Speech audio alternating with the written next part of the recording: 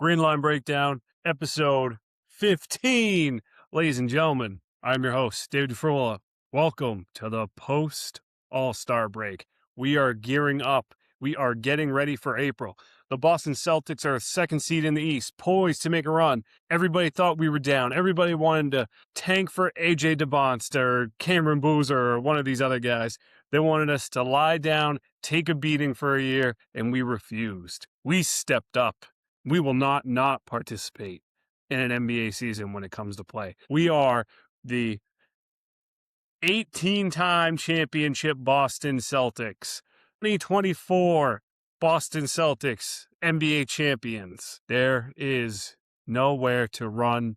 We are inevitable. Welcome back, guys. Hope you had a fun couple of last weeks. I didn't get to talk to you last week. When I filmed the last episode, which was 2 weeks previous now, I think I gave you the schedule of the weeks ahead, and I was reading the dates wrong because I was not on top of things, not realizing that the All-Star break was that weekend. So I think I read our final game was on Wednesday, but it picked back up the following Thursday, and I read it like it was the same week, which it was not. We were done with Chicago, and then we took the All-Star break, and then we were back this Thursday. I'm recording Sunday night, right after the Lakers game I just watched. Fantastic things to get into. I think there's a lot of talking points we really need to cover as we turn the corner here, as we start rolling our gears down the tracks, coming into the playoffs, seeing where we are as a team, kind of responding to what the deadline looked like for us, and maybe something more coming down not too far away. So sit back, relax. I know it's going to be snowing this week, a lot of snow. So if you're shoveling, if you're just sitting inside trying to stay warm, I thank you all for sitting down with me and taking a listen, seeing where the Boston Celtics are. Football season is over. Basketball season is coming to a close very quickly, and there's a lot of things to get to. So let's dive right into it. First thing I want to talk about, All-Star break. All-Star break is always about 55 games into the season, so you're kind of just past the halfway point, getting into 60 games, and this season has gone by so fast. I mean, where we were in October, which was the last time I think I watched a game in the arena, I should go to more. I don't know why I haven't, but we are just kind of a completely different team. There were a lot of things I had hoped for. Young guys, number one, taking a step up. Brown obviously cementing himself in that leadership role for the time being. And one of the tertiary, very minute things that I was kind of hoping would happen that I believe is Joe Mazzulla really establishing himself as a good coach. I think there's too many guys in this league who kind of get branded as good coaches who really just have good talent on their team, or vice versa, where people notice that there's really good talent and believe the coaches are overrated and they don't do much for the team. They kind of just mildly organize. And I think Joe Mazzulla has kind of fallen into that latter half. And he really got these guys going. He has solid lineups. He really has. I think the biggest thing Joe Mazzulla offers is belief in the system, belief in the guys around you. No matter what you look like, no matter where you are when you first get to the doorstep of the Garden, you're not the same player as get midway into the season or as you leave. You are a better form of what you can be. You are a better teammate. You are a better all-around player, and you are a part of the green. So I wanted to give my hats out to Joe Mazzulla because that third thing I think is really what allows the other two to blossom. He gets those young guys ready. He gets Jaylen Brown in a position of leadership to say, you are the guy. You need to do this. He establishes that belief in his primary players. That goes the same with Pritchard. Pritchard, you can always be something more, right? And he doesn't lay out his guys, where Derek White obviously hasn't been having the most consistent season, but he never takes belief away. He's always there. He's always for his guys, and he allows this team to stay in contention year in and year out. He is a better coach than he has gotten credit for, which is crazy to say because he's an NBA championship coach. I did see something. Ime Udoka was really just a Joe Mazzulla strategy merchant. He's not that good of a coach, and that Joe Mazzulla should have got the credit even when Ime was here for the 1 year. I don't know about that because I think Ime runs different defensive schemes, which Houston kind of follows suit with now that he's the head coach, but they've had some problems in Houston. He kind of invites aggression and the ultra alpha mindset that some of our players still have. A little different than what Missoula offers because Missoula is always talking about like wolves on the ice and be bears, but it's not the same thing. I think Ime, the aggression part of that really seeps through and maybe detrimental to his team. If you kind of look at the Rockets with Sengun and Durant and the way these guys have been playing, they're not a bad team this year, but I thought they would be better coming out with Ime, and they just really haven't lived up to it. So all this to say, credit to Joe Mazzulla and where these guys are. So I want to talk a little bit about the All-Star game. I've had some thoughts. I got a chance to watch the game. One of the biggest complaints I think people have had of the All-Star game is there is no uh there is no competitiveness in the All-Star game, right? The past, let's call it 6 to 8 years, guys show up and it's like shoot around at practice. Guys aren't really competing. They're afraid to get injured or whatever it may be, where it's like they don't really want to be there. They just aren't going to put in their full effort like they would a normal NBA game. And they're just going to go shoot for 200 points. I think that's been the biggest complaint. So Adam Silver's job over the past few years has been, how do we fix this problem? How do we make it competitive? How do we give our viewers something to keep them engaged? Because nobody wants to tune in to a non-competitive game or just boring product, right? That doesn't just go for an all-star game. That kind of goes for everything. And that's where, the commissioner really is supposed to take the lead and the charge, and he can do whatever he wants. Part of the problem, and this is a thought I had while watching the game, because this year, as we mentioned in previous episodes, it was USA versus World. And eventually it turned out to be 2 USA teams, which I didn't know at first. Stars and Stripes, which were a slew of different NBA players that were all-stars this year. And then it was one World team. So the World team gets bounced right away, which I didn't think would happen, but you had a lot of World guys to say they didn't want to compete. So it was a weird format. It was that first to whatever score in a quarter. The competitiveness level, wow, did increase this year. I think it was definitely more of a game than it was an exhibition, right? That nobody really cared about. I think that no questionably seemed to get better this year. But I think there is another problem that isn't really talked about the All-Star games. That isn't just the NBA All-Star game, but actually is the reason the NFL Pro Bowl, the NHL All-Star game, and the MLB All-Star game has lost interest over the last 10 years. Part of the shine of the All-Star game was you got to see the best of the best all in one place, all playing with each other, all mingling with each other, all having these conversations and leading to, great bits and great moments that you just don't normally get in a regular season. But over the past 10 years, with the heavily increased social media presence from everybody across the board, all these athletes, sponsorships from athletes, or just, the connection, the opportunity to talk and traverse with these other athletes. Can't really think of the words I'm trying to aim for here, but social media has made it a lot easier to see your favorite athletes, even if they don't play for your favorite team, to see them interact with each other.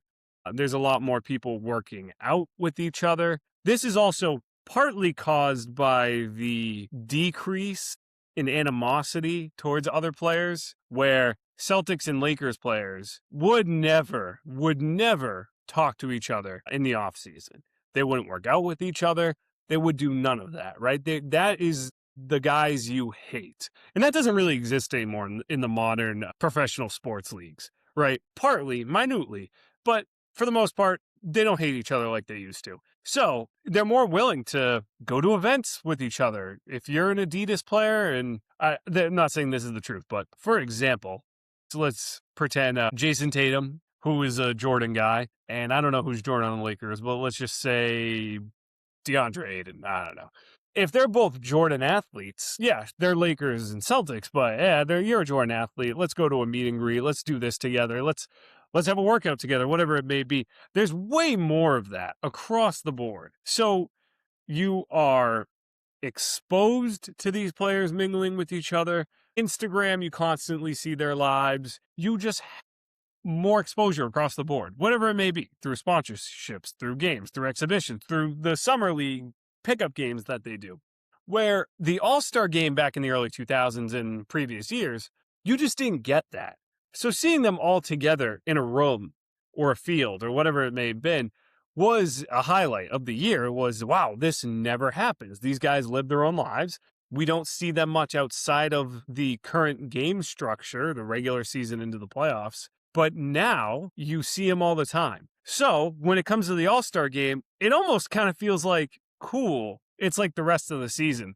The last major event that happened from an All-Star game, which hurts me deeply because it affected Boston the most, was Kyrie and Kevin Durant mingling, where it inevitably led them to leave their respective teams to go join the Brooklyn Nets. That was back in 2019, I believe. I could be getting that wrong, but that was, I seen the videos to this day of those guys talking to each other. Like all of a sudden they had a chance to really have a conversation about it. Like that stuff, even then, back in 2019 or 2018, whatever it was, that's something that could have happened outside the All-Star game. The earlier back you go, you rarely talk to these guys. Sure, they might have each other's numbers or whatever it may be, but I mean, any of these guys can really reach out.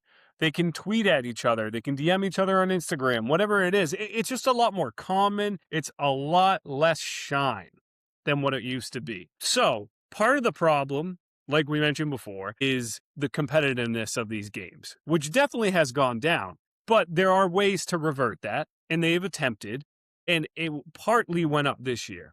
But on the other half, you have what the All-Star game offered outside of the literal game, which was the fanfare, which was seeing all these players in one room, exercising with each other, mingling with each other, allowing for moments to happen that you would never get outside of an All-Star game, that you wouldn't get in a regular season or an off season. So that is something I don't think you can fix. It's not something that if you change the game rules, it's going to change. That is the reality of the world we live in. We're all more interconnected than we ever were before. I don't think it can get much worse unless the entire national grid went down, but I think if that was the case, we would have different problems. So that kind of imposes something negative always. That it's like these moments aren't as cool as they used to be. And I think that is the biggest argument to say why you should get rid of these games. I think getting rid of the All-Star game, a game that NBA and most leagues have the skills challenges, like baseball has the home run derby, basketball has the dunk contest, stuff like that, and then like a skills challenge. Those things are cool, but even this year, I don't think Jackson Hayes, I think, was the one guy that was dunking that was like a name I knew. Again, I'm in the end a casual fan. I don't really think I'm full knowledge all the time of the NBA. I'm really not. If I can't name anybody, I watch some other games. If I can't name anybody on the dunk contest and I'm like getting excited about it, there's no worth to that. Because really, the All-Star game shouldn't be for the high knowledge, in the know of every NBA team. It should be for the casual fan because their consumption is tied on to the singular moments. Guys who know the entire starting dunk contest participants without looking up the teams and just, if they know that much about basketball, they're consuming it in a different way. You don't need their attention. You don't need these fanfares. They could do without the All-Star game because they know they're not getting much from it. They don't really care about the All-Star game. You're trying to gather the attention of the rest of the fan base, people who don't watch it much at all. And if you don't have big star names, it's not worthwhile. I believe they should get rid of the game. I think if you get rid of the game, it almost allows for a more legitimate voting process for dealing out these accolades to players. What do I mean by that? When LeBron James, who I'm not going to hate on LeBron, he's not a bad player in his season 23, right? He's still a very good player. He should not have been an all-star this year. He just should not have. There are multiple guys who could have got the last ring over him, but the NBA owes their soul to him, so they threw him in at the end, right? he doesn't do anything. He didn't even want to play. Why do you throw him in? You throw him in just so you can say, LeBron's going to the All-Star game, maybe tune in. That's all you do it for. If you take away the game and there's really no pressure to sell the product and you're just giving out these awards to say, this year you are an all-star. You're an all-star because that eventually goes to like a Hall of Fame vote, salary implications, like how much a team is willing to pay you if you've got a couple all-stars. They make big differences in the end outside of the actual all-star game. So when you get those weird ones where, LeBron James is winning it, or getting an all-star. Some people might have argued Pascal Siakam shouldn't have been an all-star because the Pacers are what they are. They're the bottom of the league. They're not a great product at the moment. I would go so far to say is he actually probably is an all-star. I know they don't have a lot of wins, but everything they have this season is because of him, because of Pascal Siakam. But again, like, I do still see that as a move to say Pascal Siakam is kind of a well-known name. People hear that name and go, might be some interest there versus some of the couple of guys that would have got over him. A couple of guys said the Charlotte Hornets, Knuppel, I never know his name right, but I never say it right. He could have got that over him. I think it was Kendrick Perkins who said Brandon Ingram should have got over Siakam. And I don't really know enough to argue that, but is that a move they made to say we need to add some flair to the All-Star game? And if there was no game, would there be more of a legitimate conversation based on stats or record or whatever it may have been to give that guy an accolade? Probably. I'm all in favor of getting rid of the game. I'm all in favor of getting rid of the Pro Bowl. NHL All-Star, I don't watch NHL that much, so I'm not going to really push that. The one I would keep is the MLB All-Star game. And the only reason I say that is because it is midsummer where there is no TV going on. There is nothing to watch. And again, most people aren't watching TV, in the summer. It's less for good reason. But there is no competition. There's no, like, shows on or nothing on like NBC. Any of these streaming services aren't really putting anything out major. Any of those like regular nightly shows. I'm blanking on naming any of them, but like I'm thinking cartoons like Family Guy, fall to the spring, or like any medical shows or any stuff like that. Any like regular TV that is episodical. There's nothing in the summer to compete with. So I'm very much okay with them keeping the MLB All-Star game because I don't even watch baseball that deeply. But when the game comes up in the home run derby and all that, I'm like, I'll watch it. There's nothing else on. The NBA All-Star game, middle of February, when all that stuff is going on, I didn't even want to put it on. I didn't even want to put it on for the sake of the show because I don't think any of you care about it. I know I don't care about it. I know most of the NBA fans don't care about it. The league doesn't care about it. So get rid of the game because I think if you do and you stop wasting all your time on arguing over how to make it better, why it sucks so much, this, that, and just say, you know what, we're getting rid of the game. The voting process is probably going to change, and these accolades are just going to be what they are, just accolades that go towards Hall of Fame careers, go towards contract disputes, whatever it may be. Guys who earn that top 15 spot as an all-star, as they should. No fanfare, no special, God, this guy plays great for 10 years, he's about to retire, let's throw him in there, whatever it may be. Get rid of the game. I think it'll be better for the league. So, obviously, not happy with the All-Star game. I didn't care enough to put it on. Just to kind of leap here from talking about what the NBA is making for changes or what they should. Big dispute this week about the NBA draft. The NBA draft is getting a lot of heat. Specifically the lottery. Part of the discussion is, I don't know if Adam Silver, I think he made changes. I'm seriously going to have to look it up because there was so much about this. Adam Silver, very vocal about tanking. Tanking is a huge problem in the NBA. I agree with him. It very much is. And there have been some proposed rule changes to what the NBA can do. I don't know if this is something they're looking for to fix next year or the year after that, but I think it is the current draft, which I don't know if that would be allowed under a CBA or whatever the rule set is that covers the draft. But there were some proposed rule changes. I'm going to read Sports Illustrated actually ranked them. These aren't my rankings, but I'll read off based on the rankings how they think and then kind of just react to how I think that would really gel for the league. The lottery has always been an interesting thing. It's always been disputed how it isn't legitimate. I could tell you right now, the minute Luka got traded last year to the Lakers, I remember I was in the club. It was like 1 a.m, 12, whatever it was. I remember getting a ding on my phone, taking a look at my phone and going, is this real? Am I reading this? Is this an ESPN tweet saying Luka is going to the Lakers for Anthony Davis? Is this real? And then my second thought was, fuck, the NBA is gonna give Cooper Flag to Dallas. Like that, it immediately was the second thought. It wasn't, oh my God, they must have made a crazy trade. No. My first thought was the league pushed for this.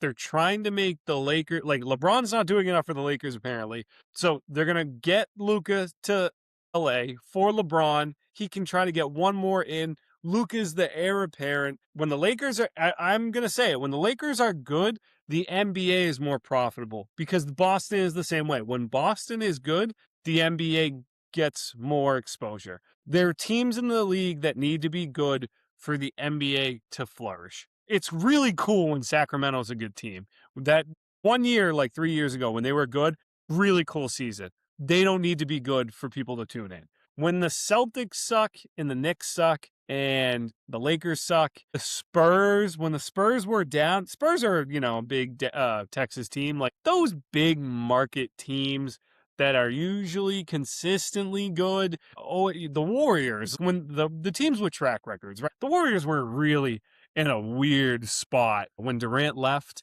before they got back to the finals against us in 2022. They were just weirdly in a crap spot. Like that did some damage. Like, right. So the NBA wants their better franchises to be good in a season. So back to the lottery. Well, I'm kind of going off script here, but yeah, it was a bad look. Everybody knew it.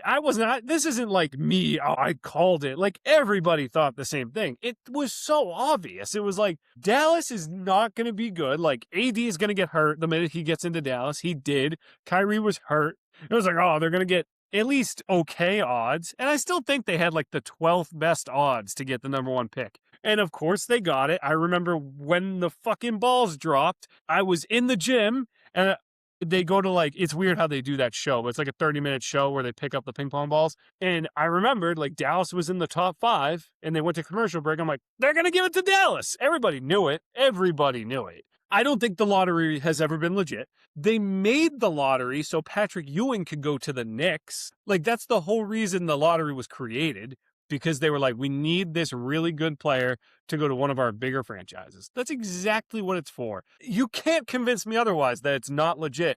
And it's the NBA's way to pretend that the draft is legitimate. And that it was the way to fix tanking, right? It was the way to like, oh, you just suck and you get the number 1 pick. Oh man, like that's not cool. So we're going to make lottery odds and like anybody in the top 8 could really get it. And then there's been controversy. The Spurs getting the pick for Wembanyama. They weren't Charlotte and Portland, and I'm going to think of the other teams here. The Wizards are always the bottom. Always the bottom. And even a couple years ago, there was really nobody. Year after Wembanyama, and they had the 2 French kids, and it was like, in a normal year, these guys would really be like 10 to 15. Like that it was a bad draft year, it happens. And like Atlanta randomly gets it. It's like, that's cool, but who really cares about that? The only time I've seen a huge player kind of pan out was New Orleans with Zion. And even that was kind of like, yeah, they had the best odds, but now the team with the best odds gets the number 1 pick the minute they give up AD to go to the Lakers so the Lakers can win a championship. There's just too many obvious things to point at to say the lottery's never been legit. I have these 7 things in front of me. That's all to say they should just get rid of the lottery. It hasn't worked. They've used it to masquerade getting good players to good teams. That's all it has done. It has not worked in the way they thought it was. Teams have tanked anyway. Just do it like every other league do. You're not special. It hasn't worked. The NFL doesn't like tanking. They don't like tanking. And I guess it's a little harder because the NFL, there's 11 positions on one side of the field, right? There's 11 guys on offense, 11 guys on defense. One guy doesn't tend to completely factor to change a team, but I don't know, when a really good quarterback is there, and he could change a franchise. Drake May just did that for the Patriots. We were not that solid of a team last year, and we got a little better. Coaching got a little better, but we still are missing pieces, but Drake May elevates the team, right? But the NFL's like, if you want to suck, suck. We don't care. Like, it doesn't make a difference. So, I would say get rid of the lottery. Just get rid of it and go back to what it was. Because honestly, it'd just be more fair. These teams would be more fun if they had big all-stars. Even for, like, if it was only 4 years and they left in free agency. Zion should have gone to New York, I think. I think New York was last. Or maybe it was the Pelicans and New York was number 2. But, like, if there were no lottery odds and New York just tanked because they knew that, they're like, whatever, fuck it. 1 year we suck, and then Zion's in New York, and I'm going to go off too much into this. Let's read what Sports Illustrated. So these are rankings from the NBA about possible changes to the lottery system, and as far as I know, I think it's just changes to the lottery system that will hopefully factor number 7 on the list. There's 7 possible changes. Number 7 on the list, lottery odds allocated based on 2-year records. Now, I should say, Sports Illustrated ranked these like the least crazy, I guess, to most crazy, like maybe most effective or reasonable. I don't really know. But, you know, it's least to most drastic, I guess. Number 7, lottery odds allocated based on 2-year records, right? So that all that means is the lottery odds you are given, which I'm not sure the exact measurements, but I think it's something like last place record, you have like a 20% chance to win. Second place, 15% chance. And your odds go down depending on the ranking. So instead of based on one season, it's based on the last 2 years. So the way I look at that is if Charlotte's in last place, right, for 2 years straight, their odds are like 50% or 40%. Like they just have huge odds because it's those 2 combined records. I actually think if you don't want to get rid of the lottery, which I still think that is the best option, that is a good change. I think that's not as debilitating on your league. I think like that's something, you know, Pacers, who are going to be last, we're just in the conference championship.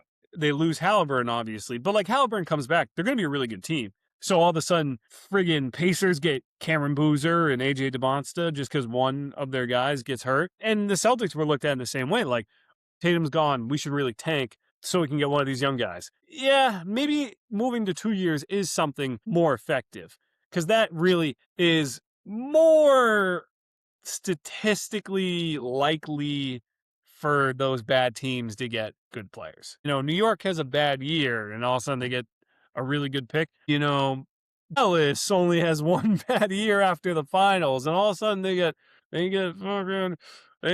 Cooper Flag. I don't know. It doesn't seem a little legit. You know, so I like that one. 6, teams can't pick in the top 4 the season after making conference finals. This is just a look at the Pacers, right? Like their guy goes down, and the Celtics, actually. Both teams, we go down. They think we're going to suck. We pick up a good player. We're back in the conference finals the years after. That's not drastic. I think that's okay. Even if you're a bad team and you get the 5th pick, it's like, you know, that's okay. So 5, no longer allowing a team to pick top 4 in consecutive years and or after consecutive bottom 3 finishes. So this is anti-tanking again, but I think it doesn't fix the problem of bad teams get better. I go back to the NFL because the NFL draft, well, it is a crapshoot. It still is effective. If you are a bad team and you get a top 3 pick in the NFL and your pick hits, your team gets slightly better, right? If it's defensive end, tackle, like you're drafting a Myles Garrett, you're drafting a Drake May or something like that, whatever it is, you know, your team gets better. You get more, it's economically better for your team. You can sell more jerseys, whatever it may be, whatever it is. It's like you're getting something out of that pick. In the NBA, if your team's not getting better because you can't make sound top picks because you suck, you're gonna suck. That's hard to get out of it. So that one doesn't really make sense to me, and I'm actually surprised they put that at 5. I think that's one of the that doesn't really fix the problem. So let's go to 4. 4. Lottery odds freeze at the trade deadline or at a later date. I like that. I like this idea. It is drastic, but I do like it. Instead of the very end of the season, your lottery odds freeze at the midway point. At the very least, what this does is fix the problem for the second half of the season, which is really where most of these issues stem from. It's the second half of the season, teams just give up. They give these better teams that are in the playoffs easy wins. The games become less competitive. If your odds freeze, all of a sudden now it's only worthwhile to play for seeding, no longer picks. So it does, just based off that alone, it increases the competitiveness of your second half games. So I like that. I like that idea. Number 3, first round picks can be protected only top 4 or top 14 plus. So 5 through 13 not protected.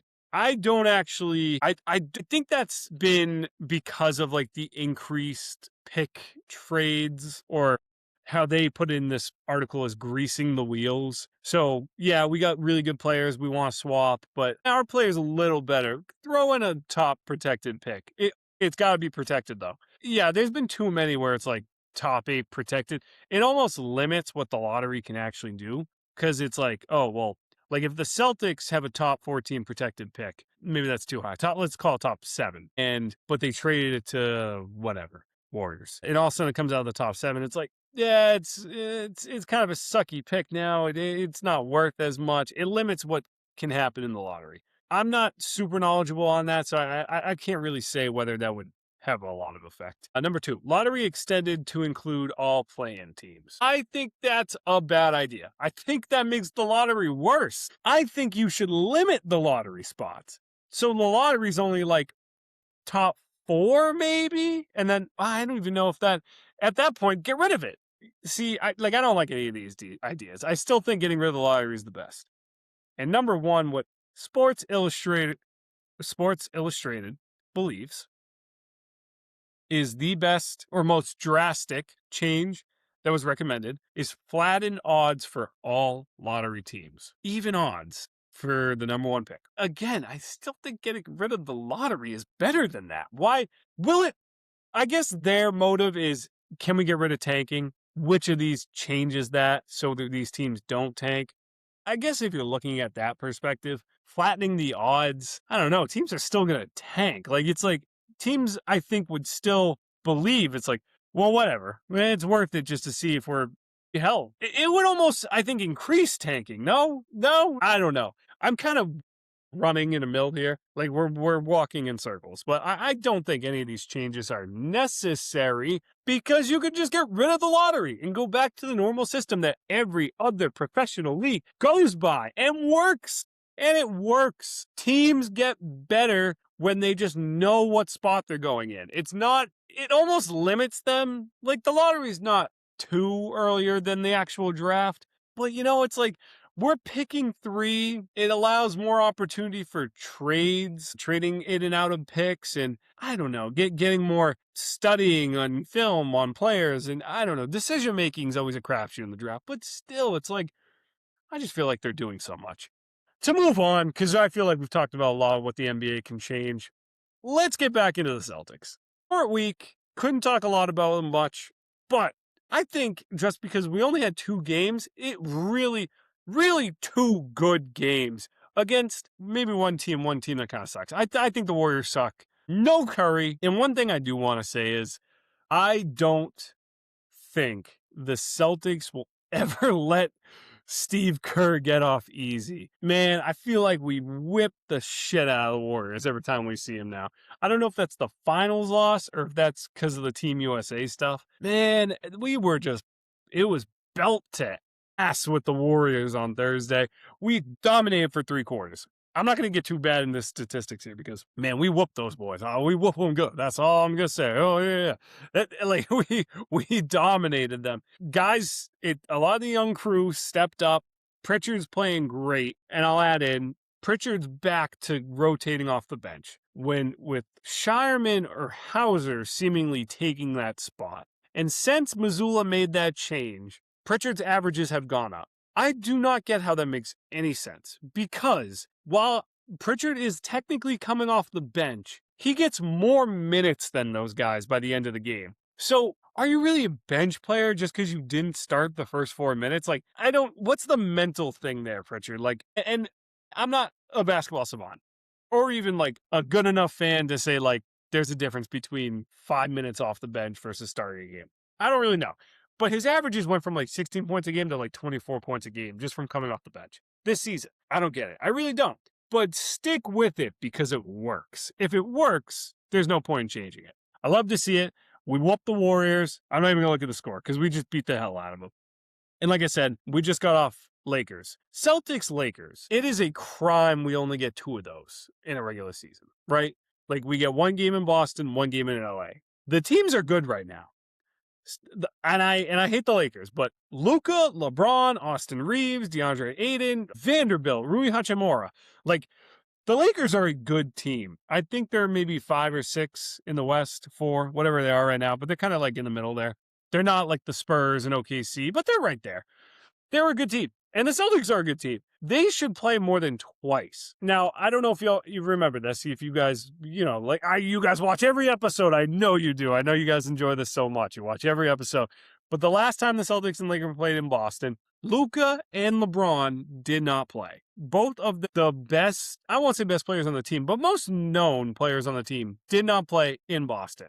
Pussies for that. You bitches. Y'all some bitches for that. You don't want to come to Boston and get booed by the crowd. That's all it is. You're too pansy to get bitched out by the crowd because we are visceral when it comes to Lakers or any opponent for that matter. It's like when the Yankees come, Dodgers come, anybody with the Patriots, really anybody. You're just afraid to get booed. LeBron definitely is. Luka didn't want to hear it. I remember last time I said all this and Luka was having his firstborn son or something. And I'm like, oh, well, you want to win MVP? You want to be best player in the league? You missed the birth of your firstborn son to play the Boston Celtics.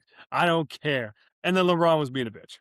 Not shocking. So they both played this time. All of that to say they were playing this time. And it was a hell of a game. Good rivalry game. It was getting chippy. People were getting excited. They were getting each other's throats. They were dunking on each other. The Boston Celtics played a great game. And I'm going to give credit to the Lakers because they all showed up. They were on the court. I know it was home, but they were there to play, and they showed up to play. I think they kind of left their foot off the gas as the fourth came in, but for the most part, it was an entertaining game where 2 teams were competing like they were arch rivals, and that's all I ask for. And I know I've mentioned it before, where I've said that the NBA needs more of that, more competitiveness in these regular season games where they're just rivalry games, whatever it may be. OKC and Spurs have been a very fun tandem to watch this season. Lakers and Celtics should be that every time they play, provided the stars show up. And it delivered.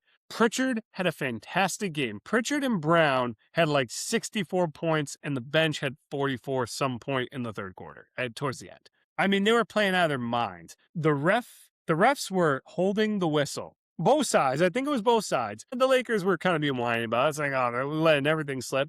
But I think the refs did the right thing. They were letting the whistle go uncalled for the most part, and they were letting them get rough. That's how it should be in a rivalry game.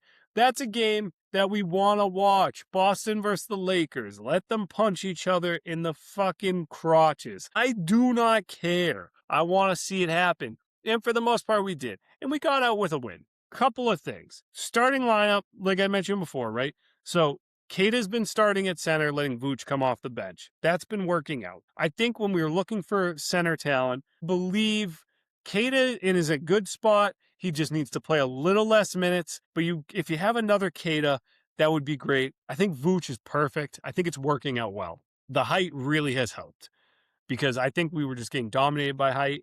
And the Lakers are a pretty tall team. Especially with Aiden and some of their small forwards are very tall. LeBron, Luka's a very tall Plays like a point guard, but very tall. So the height has helped. Defensively, we were in their mouths the entire game. And NBC, it was a good game on NBC. NBC has done a fantastic job showcasing all these games this year with that new contract. I'm very happy with their work. Amazon Prime as well. I'm very happy. The actual showcasing of the games has been taken up a notch. ESPN's been put to the fire to make out for it. Very, very entertaining watch. But the NBC announcers were saying it. They were like, whoever's taking up the ball for the Lakers, the Celtics defender is right in their mouth, whether it was Luka, Ron, or Rui sometimes. Whoever it was, we were pressuring them the entire time. Pritchard's up there. Shireman is up there. Shout out Hugo Gonzalez, the rookie. He was not afraid of Luka. He was playing right up to him. Sure, did Luka get some shots on him? He's one of the best players in the league. That's okay. He played great. Defensively, it was a fantastic game across the board from the Celtics. I'm not saying this first time in a while this season, but they have really laid out the line on defense.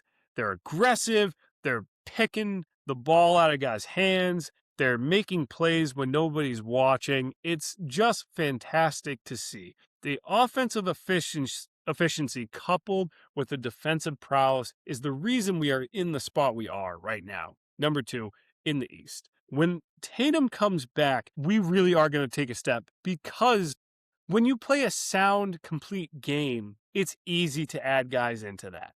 Yeah, especially a guy like Tatum who understands that, who's been part of a system like that. You're just getting more manpower in the end. It's not a skill set you're adding because you're expecting him to play alongside what has been produced already this season. That is what I am very much excited about. We dominated the Lakers in the end. People are going to say we got stupid calls. We got away with calls, I should say. But it was a great game to watch. Marcus Smart, you're still helping out the Celtics because you are a cone when you're on the court. You're one of my favorite players to watch, but man, you're still checking up those garbage three-pointers. Please stop. That's just funny. I would love, it's not going to happen, but man, if the Lakers and Celtics could get to the finals this year, 1, it would be a miracle, but 2, it would be a fun watch because you can tell watching these two teams play, there is animosity. They do kind of have that sense that this is a rivalry for the NBA. Fuck these guys. We're going to play them tight. I didn't see that the first game around, so I complained about it. I saw it this night and happy to say it was a satisfying watch. April is coming. The NBA playoffs are coming. I've said it before. The fans around New England were so invested in the Patriots this year. We made it all the way to the Super Bowl, and all of a sudden it's February. It's like, oh man, what else has been happening around? They've been missing out on this Celtics team. This Celtics team is 60 games in. We're staring down the barrel of another playoff run where nobody thought we would be coming out like this. And don't blink, because Jason Tatum is coming right around the corner. There have been these inklings of he's playing with the G League team, and now he's practicing with the Celtics. And I saw today an Amica commercial about his, it was a great commercial, I will say. I'm a sucker for marketing. Great commercial. It was Jason Tatum doing exercises, dribbling, being outside, and there was a countdown. And in the background, there were numbers. It went from like, I don't know, it was like 60, 30, 15, 14, 13, and it was counting down to Jason Tatum's number, 0. What was that? Why is that commercial coming out now? Why are these early March games getting times changed by the NBA? They're getting primetime games when, they weren't originally scheduled. All of a sudden, like, the Philly game is now a primetime game, and the Knicks game is now a primetime game, which I don't know how that wasn't a primetime game beforehand, but all of a sudden these like early March games are switching around. Yeah, that partly could just be, well, the Celtics are the 2nd seed, so they should be getting these primetime games now. But part of it is, could Tatum be returning? I think he is. I think I said last episode, but he'll be back by the end of March. I still think that. I think he got cleared medically already. And I think that's what they're not saying, because they've mentioned multiple times he's not coming back till he feels he's ready. And what that says to me is he's been cleared. They told him, you can put weight and cut with that ankle, with that foot. Like, you will have no problems. You can do what you need to do. It will react how you need it to react. You're good to go. You can practice and level up here and do what you got to do. But there is a mental aspect of getting involved with the team and the way they are. And I mentioned it before. Part of it is I think Jaylen Brown's comments were kind of screwing him up. He wasn't confident that he would be welcome back, almost is the way I took it, where he wanted to give Brown his moment, but I think enough has been said in the background that they're no longer thinking that way. Tatum is coming back. The Boston Celtics are here for April for a playoff run. I want to say I said it when I had everybody on, and stay tuned soon. I think I'm going to have another group podcast, but I believe I said anything short of a conference finals appearance, so winning at least 2 rounds in the playoffs, would I think be a disappointment. And it really depends on the seedings. I think we can get to the third seed, or sorry, the conference finals. I think we should be able to, especially if Tatum's back and comfortable, especially with Vucevic. I think we have the pieces in place, and I'm excited. I'm very excited. One more talking point that I feel I have to get in. I don't know, if you were kind of paying attention to the All-Star game, or I guess the environment around it, you would have noticed Jaylen Brown had a slight run-in with the Beverly Hills, excuse me. So, what happened? Why am I bringing this up? I've mentioned before how I feel like Jaylen Brown has an increase in antics this season, where his ego and his confidence is kind of coming through because he feels the need to prove the doubters that he can be a leader, which he has done, and prove that he is a number one almost. Again, I always thought he could be, but it's coming through a lot. Like, he's trying to make a statement for sure. Now, he was in LA, obviously, for the All-Star game. He was doing an event with his company. I think it's 741 Sports is the name of it, where they got shut down by the Beverly Hills Police Department. And there's video of the police shutting him down, where Beverly Hills police officers say, you applied for a permit, you got denied, so we have to shut you down. To which Jaylen Brown's response is, that is not true. We never applied for a permit. So, to which you would go, well, don't you need to apply for a permit? And you thought you could just get away with this? I think it was on private property. I know LA's a crapshoot, so in California for that. Like, Boston's not much better, but it is better when it comes to like the legality of those things. But private property, you should be able to do whatever you want, right? So there was I don't know if it was an investor in his company or just a friend of his that was allowing him to use his property. But the Beverly Hills Police Department shut him down. And basically the entire weekend and into the week, it was a back and forth where he was saying the Beverly Hills Police Department lied, which if you take it for what it's worth, they did lie. They said the reason they were shutting him down was because they got denied a permit. He never applied for a permit, so you lied about that. Which, if you're lying about that thing, it always opens to questions like, why did you lie about that?